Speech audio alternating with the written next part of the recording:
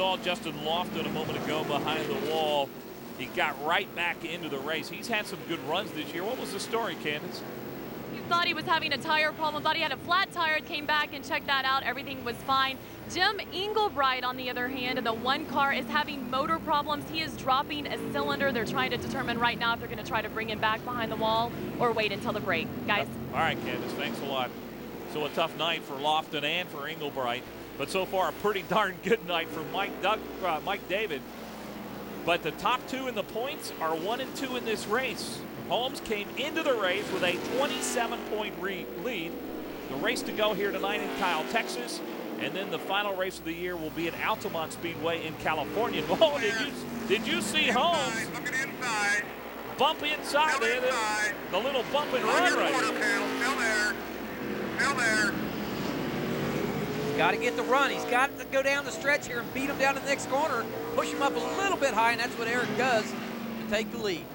Beat him was the word. He just knocked him up high. Kind of move like to see Dan Partis make on a Saturday night little ring. Yep, rocking and rolling. That's what it's about. You got to get that run down the straightaway, but the only way you're going to get that run is get good bite off the corner. Right through the center right here. You got to be back on the throttle. You got to be wide open to get a good slingshot effect down that next corner. He's able to do that. Eric Holmes now the leader of the race. One of the advantages of leading, obviously, is you pick up 5 extra points towards the championship. Now, Eric Holmes also ran full-time this season in the Southwest Elite Series, and you heard Candace Kruger allude to this when she interviewed him. He won the last 2 races in the Southwest Series and lost the championship to Rick Michaels by 1 point. How heartbreaking that had to be. It had to be tough, and you know he's a good competitor. Lots of late model victories at Stockton. Like you said, Southwest Series, lots of wins there. He's been in a lot of different race cars. Obviously patient, and patience is the key word to win championships and be consistent. And that's what Eric has done. He's been very, very consistent through the year. No wins, but always been up there in the top 5. That's what it's about. Holmes and David, obviously the class there of the race tonight. Johnny Borneman, he told me he has struggled here all day long. He said they just came at the wrong setup. Caution's out.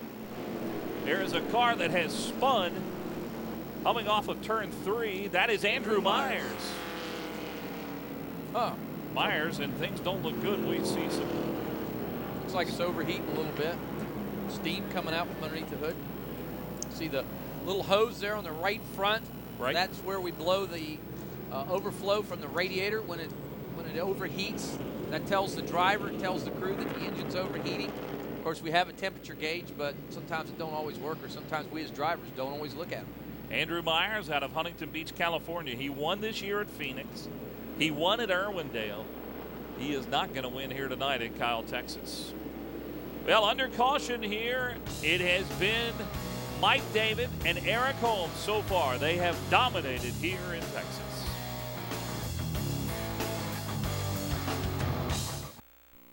It was the second race of the season. It was at Phoenix International Raceway, and you saw the trouble Andrew Myers was having a moment ago. He didn't have that kind of trouble at Phoenix. His car was red that night, and it was Andrew Myers who drove to his first win ever in this series. He would have another one before we arrived here at Kyle, Texas, but tonight his car has been pushed behind the wall, not under power at all. Where we saw the strength of Eric Holmes a moment ago as he put his 62 out front, got those 5 bonus points. For more on his run here tonight, here's Candace. Well, guys, you wouldn't guess it by watching Eric Holmes, but he's actually down about 50 or 60 horsepower. They think he may have broken a valve spring. They're going to take a look at that at the break. Is that something that he might be able to fix during that 15 minutes?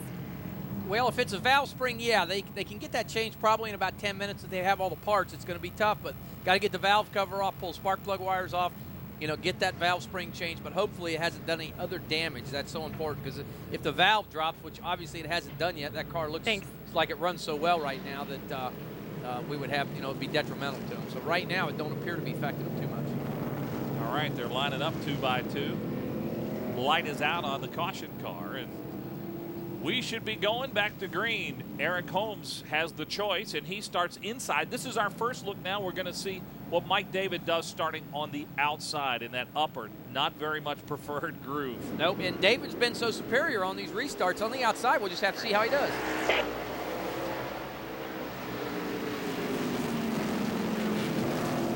Outside, still there. Still outside. Still there. You're clear. Well, you just can't run up there. No. You just can't do it. Not the grip that you like. You're just not able to get that run off the corner, and that's what we have to get down the stretch, whether it be the front stretch or the back stretch, to beat the next guy in the next one. Well, it sure doesn't look like there's much wrong with Eric Holmes' race car right now. Nope, it really don't. Great restart. And I tell you, guys, you could be off a little bit on power, and I'm talking some 10 to 20 horsepower possibly, and still be good because it'll keep a driver from spinning his rear tires coming off these corners. These cars have 620, 600 to 620 horsepower, and it's so easy to spin them rear tires and lose adhesion, which slows you down the straightaway. So a car that was 10 to 15, maybe 20 horsepower off, as long as it stays consistent, will be just as good as a car with all the horsepower, because it'll enable that driver to be able to mash that throttle down to the floorboard a little bit quicker and a little bit smoother transaction to keep them from spinning them rear tires. Eric Holmes has now stretched his lead over Mike David. And Holmes, he's just a great story. I have been so impressed by the way this guy has driven all year. With one race car, Dan, one race car. He wasn't even going to run the entire season when the year started, but he did so well at the beginning. They just kept bringing that car back to race after race after race. They haven't won, but they've been consistent, and here they are coming in trying to get a championship. Now, and that means a lot to have one race car. Knowing that in the back of your head, it just makes you take care of your equipment that much more. You see Portgay and Austin Cameron, 5th and 6th position. These two cars have, kind of been back and forth, but Steve Portgay, he waits to the end to get the job done. He waits, if he comes in that 100 lap mark, makes some adjustments, he'll start getting real aggressive in the second half of this race. So I look for him to be up in that top 3 in the second half for sure. Austin Cameron has made the biggest move in the race as we're under 20 laps till the halftime break. Cameron, who started 11th, is now running 6th. So Austin Cameron has made a big move. Now, one guy who's not making a move anywhere is Andrew Myers. We saw him leave the track. He was not under power when they left the racetrack. Candace, what's the story on the 44? Well, Mike, not good news for Andrew Myers. In his word, his motor is cooked. He is done for the night, guys. Okay, tough break. He really wasn't running for the championship anyway. He's run a bunch of different circuits this year. He's run some ARCA. He's run some NASCAR East Series races. Battle for second here. Peyton Sellers has really come alive. And, seen earlier a little bit of contact between Peyton and Mike David. A little left front damaged fender on Peyton Sellers' car, but don't appear to be affecting the car at this point. But Dan, with 15 laps, we've got a caution out. There's a spin by Brian Eichler, a young rookie, and the yellow's out. Dan, with 15 laps to go, just how racy are you going to get? Until you get to the halfway break. Well, you don't want to take too many chances. No, you're right. You're pretty much set what you got at that point. I mean, if the car's tight, if the car's a little loose, it's not going to get any better, especially in the next 15 laps.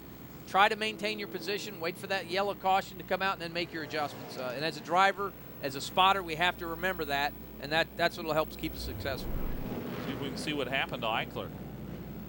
It's like Eichler just got turned around there.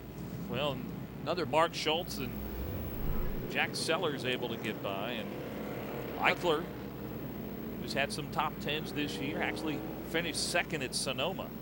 Just 20 years old out of San Diego. Another Bill McAnally entry. Another youngster that's trying to make a name for himself. He's had a good year. Run Baja cars, off-road desert racer. He's in the top 10 in points. He's currently 9th coming into this race, Brian Eichler. Likes to do a lot of snowboarding, a little surfing, wakeboarding in his time off. Typical 20-year-old California. Yeah, a little bit of everything. Living a dream.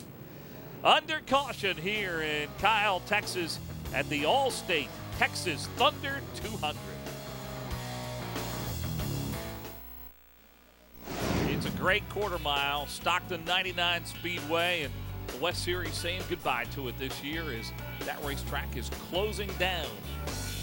And we've seen a lot of great events there. And one thing kind of neat this year that in both the Stockton races, the hometown guy, Mike David, won both of the races there. He grew up racing at that track. His dad raced there, and Mike David won both of the races in Stockton, California this year, and it's one of the reasons he's in second place in the point standings. And right now he's running second in this race behind the guy who leads the points, Eric Holmes. Yep, and again, he was so dominant at that racetrack, able to run in that second groove. That was one short track that he was able just to run on that outside, and by doing that, I think he's learned a lot about the car and learned a lot about what he needs to do to run on the short tracks and be on the outside. And that's why he's a little bit more favored at tracks like this where you have to run on the outside sometimes. Light is off on the caution car. Will be going back green when they hit the start-finish line. It'll be Eric Holmes on the inside, Mike David on the outside, and right behind him, Peyton Sellers, and a guy we haven't talked a lot about tonight, Dan, Mike Duncan. Want to see how he does on this restart. He's in the white 9 car, two-time defending champion of this series. 62 car spotter, Eric Holmes. Outside, still there, still there. Peyton Sellers trying to make it 3 wide. You can't do it on this track. No, he's looking on the bottom of the track. Oh, my goodness, as they come out of 4. Setting that car down. Oh, contact. Peyton Sellers is going to turn around. Wow. I don't think anybody hit him. Oh, Jim Englebright just clipped him. Jack Sellers involved.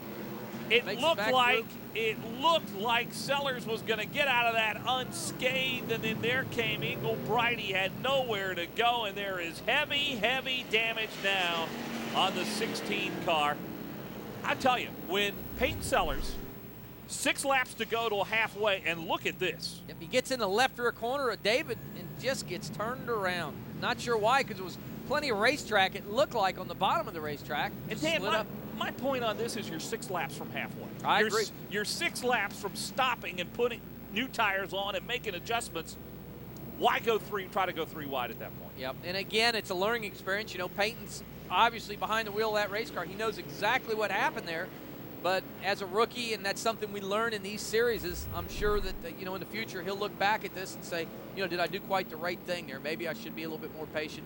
Done that. You do stuff like that more on the last lap of the race than you do in the halfway point. There's one thing to being aggressive and being a racer, which Peyton Sellers certainly is. He's got all the talent in the world. But really, with 6 laps before halfway, my point is there's no need to try to go 3 wide. No. I agree with you totally. I mean, it's fun for us to watch, but it has cost Peyton Sellers a chance to win this race. Yep. See, he drives. He's already sideways there. He just gets in the left rear corner of Mike David. And now watch, everybody misses it. Tim Woods, Porton Gay, Austin Cameron, Gaylord, and Jim Englebright. Ouch. Right there. Back of him, Jack Sellers got a little bit of the right front. That car's used up. He's riding around, obviously. It looks like the toe is really messed up on that car, too. Yeah, there's really no rear deck lid left on the race car. It's been pulled down and knocked totally off the race car. The rear deck lid's just hanging by the tethers. We have tethers that hold these deck lids on these race cars in case of accidents like that to keep it from flying off the racetrack. All right, let's watch this restart again and watch the aggressiveness of Peyton Sellers in the 16 right here. Get a good start here, but he starts looking towards the bottom awful early. Looking now for 3 wide. Can't quite do it. Gets back in line. Drives up on Eric Holmes. Looks to the bottom. Says, hey, let's try and make this 3 wide. No, he can't do it. Gets back in line. Tires down. Here's where he tried to go 3 wide. Right here. Yep. Gets in the back of Eric. A little bit there. Gets the car straight. But he was still trying to regain from, coming off turn 4. Again, the front straightaway here is the big circle, so you never really do get straight. If the car wiggled a little bit off of 4, he was never actually straight when he got into the back of Mike David. Now, if you're wondering, what in the heck is he doing running around with that sheet metal just hanging out on the pavement? Why is he not going to the attention of his crew? Because he is still on the lead lap. And it looks like we are going to get this halftime break under caution. We're 3 laps away from it. So if he can hang out there and ride around under 3 laps, maybe they can get some stuff cut away and he can continue on. But that's going to be tough. By the way, there is some serious smoke coming out of Jim Englebright's rear end.